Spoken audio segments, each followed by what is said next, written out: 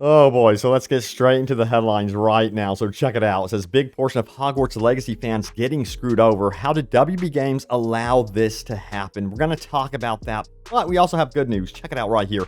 Excellent news for early access for Hogwarts Legacy. Be prepared to jump into Hogwarts earlier than expected if you're on console. So there's a bit of a catch there as well. And also, yes, we have an updated look at Hogwarts Legacy. It's not perfect at all. And guess what? That's okay. And remember, check this out right here. That's right, I'm doing a very big next-gen console giveaway. So for a chance to win a PS5, Xbox Series X, or Nintendo Switch, be sure to follow that link in the pinned comment. Good luck to everyone who enters. All right, so here we go. Let's get straight into it. So, yes, we're talking about the treatment of PC players. This comes from Swift Artery. And he calls WB out. He says, we get no Felix Felicia's Potion recipe. That's a PlayStation exclusive. Also, no Haunted Hogsmeade Shop Quest, another PlayStation exclusive. No preload. That's going to be a console exclusive and by far one of the more controversial things on this list. Even though it's an 85 gigabyte download, yeah, PC players are really going to have it rough on launch day compared to everyone else. And they go on to say this later access times as well. And they're aware it's even worse for some people. They go on to say this: we're genuinely paying the same similar price for lesser experience, not even just later access, but less content too. I've tweeted this here, but I highly doubt I'll ever get an actual reason. It seems to me that they just want to treat PC players worse for no reason. The PlayStation 5 exclusives are clearly about money, but there's no logical reason I can see for lack of preload for global release time. Just needed to rant. And there's a lot of discussion out here with how PC players are very upset by this. And it should be good news that we're getting, early access. A lot of people have spent, extra money for that early access for the deluxe edition. And yes, they have a reason to be like, what is going on? Why are we being excluded? And again, this is a very large file size. To think that all you PC players are going to have to simultaneously somehow download 85 gigabytes during launch, I think you're going to see very slow download times, and people are probably not even going to be able to play during the first day of supposed early access. So yeah, it's really a big file size. Again, about 85 gigabytes big. Yeah, on the good side of things, yes, 72-hour early access period was revealed officially from the official Hogwarts Legacy account. And they had a map here of what you can expect from that early access if you want to take a look at that right here. For PlayStation 5, Xbox Series X and S, you have February 7th. That's going to be your local midnight time on February 7th that you can access Hogwarts Legacy on either PlayStation 5 or Xbox Series XS if you pre-ordered the deluxe edition of the game. So keep that in mind. But yeah, also on the side of PC, they went on to confirm, hey, it's a little different. Sorry, you're out of luck here. Our global early access times are going to be way later than what the console people are going to be getting. And guess what? You don't get the preload. So realistically, a lot of you guys will have to wait until February 8th or even later to even play the game. And I know a lot of people were so hyped about early access on PC that they took a day off of work or 2 days off of work to prepare for this. And I do get that. It's like kind of like a holiday celebration. There's like really big hardcore Harry Potter fans out there that are super excited for this, and they're planning some time off around this. That to me makes complete sense.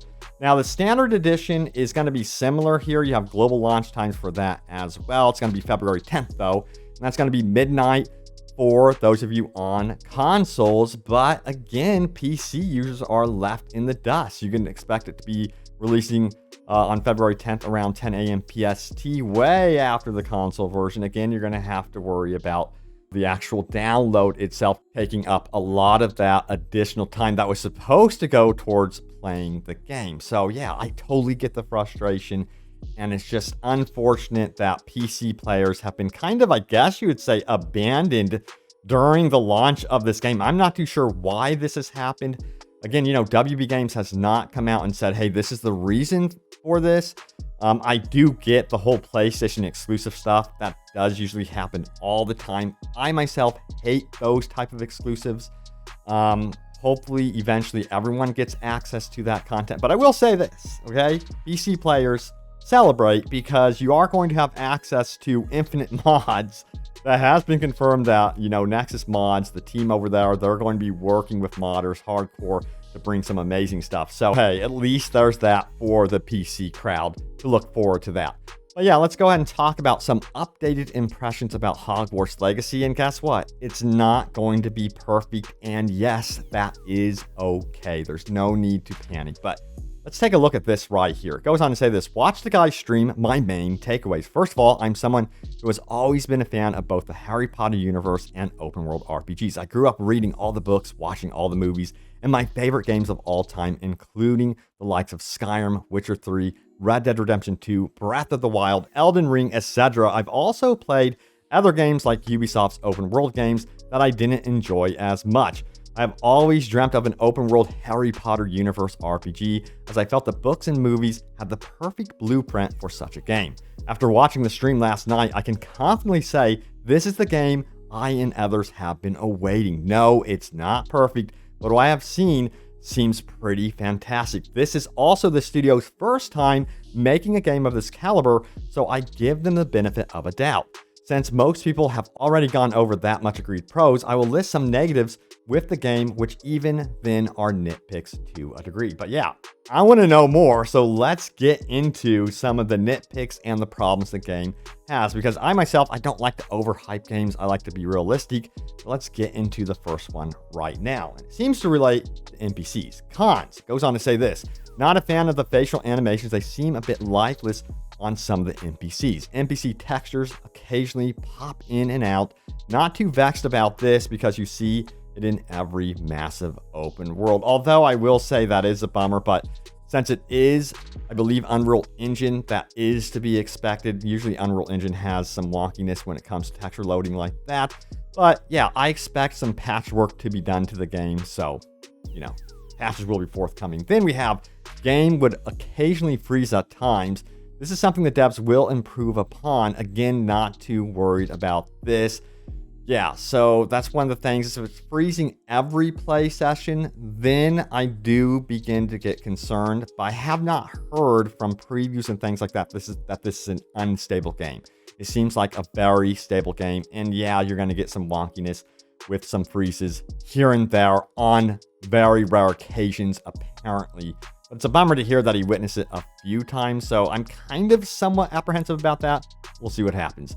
Now it says more of annoyance, but kind of immersion breaking that we can't land on rooftops. I'm pretty bummed about this because I love the big vistas. Now there was one rooftop that you can land on, so someone did discover that. So you do get one area of the game that is kind of a vista. I don't know if it's like going to be an Easter egg or a secret that will be revealed related to this tower that you can land on.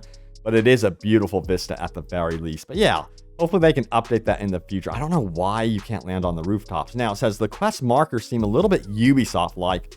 Hopefully this is something we can turn off if we want. This, for me, would be a little bit of a bigger issue if it ends up to where you're just chasing markers instead of exploring the world. I prefer games where you have minimal HUD and you're really just embracing, exploring the world and traversal without having a big marker on screen, and that's all you're focused on. So hopefully you can adjust how you actually explore in this world, and it's not too, I guess you would say, Ubisoft-like, because I think there's a lot of fatigue related to that.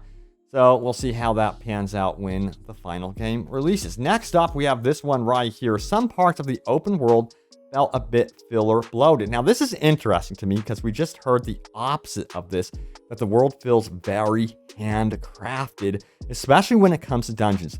We saw, I guess you would say, kind of like an early review. You can check out my previous video on the channel. They went on to express that no two dungeons are similar, which is great to hear. I really hope that pans out to be true because I love handcrafted dungeons. I think still to this day, some of the best dungeons in gaming are in Skyrim. I mean, those are absolutely beautiful. I love them. And some of them did feel a little bit repetitive in some ways, but you would roam into a dungeon that's absolutely striking. It sounds like it's going to be somewhat similar to Skyrim in terms of its handcrafted nature. And then we have this right here. They say, these are some of my takeaways of the few negatives I found. What we have to remember is that no game is perfect. And again, it's the studio's truly first time making a game of this scope. I'm mainly happy to say it's not another Cyberpunk with game-breaking bugs, and it looks extremely fun and rich overall. So yeah, it's not going to be another Cyberpunk. It's pretty much what we're seeing from these early streams that are not supposed to be out there right now. But it's great to hear that anyone that has sat in on these leaked streams or what have you are really enjoying what they are seeing so far, and there's minimal bugs. So, you know, Avalanche, they did make Disney Infinity, which was a huge game, and they did an amazing job with that. So I think that this is going to pan out to be great. You know, their pedigree is telling you something, but we'll see what happens, because I also remember saying the same thing about CD Projekt Red. I was like, you know what? They made Witcher 3. Everything's going to be great with Cyberpunk. So yeah, let's get into your top comments for my most recent Hogwarts Legacy video, which was this one right here, Hogwarts Legacy first early review with no spoilers. The game is...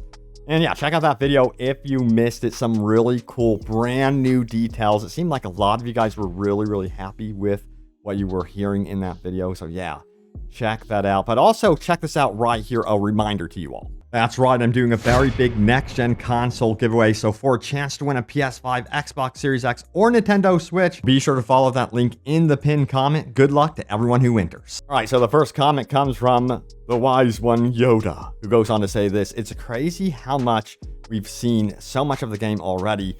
Way more than most studios show before release, and it sounds like there's still a lot of surprises in store for us. Yeah, you know, it seems that way, and we got some hints and teases that there is, I guess, a fairly large area in the game that we have never seen before, and I want to keep that as a surprise, but I guess there's some really cool surprises in there. Plus, we have Poopy Butt Kyle, who says this: it would be cool if after we finish the main story, we get a time turner to be able to change it to whatever season we want and replay main story missions. Dude, I love this idea. I love the idea of being able to change time and choose the season that we want to be in. Dude, that would be so cool. Also, I really hope that they have some sort of secret related to the seasons. That's just what I'm saying. I'm not going to speculate too much, but it would be cool if there's different enemies related to seasons, and maybe winter is tougher than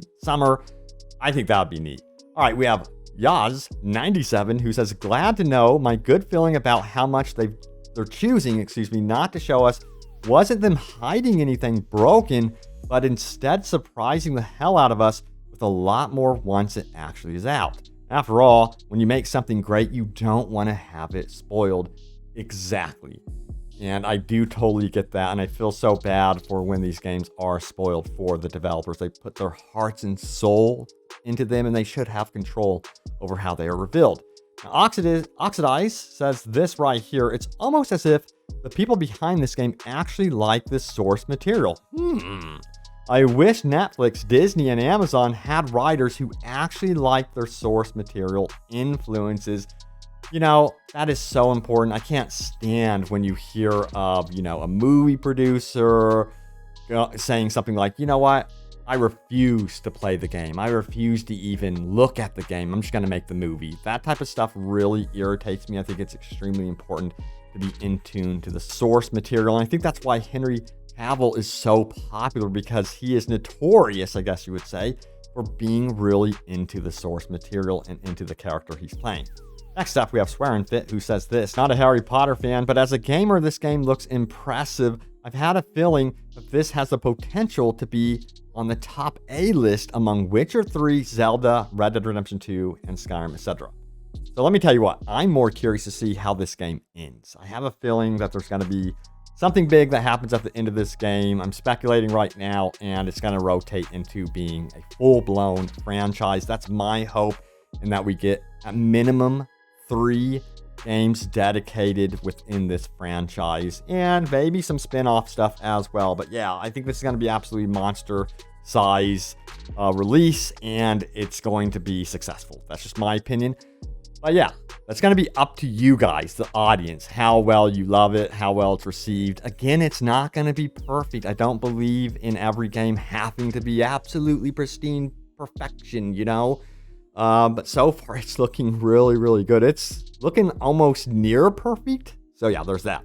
Well, thank you all so much for watching. Stay tuned for more Hogwarts Legacy and open world gaming goodness, and I will see you all next time. Take care.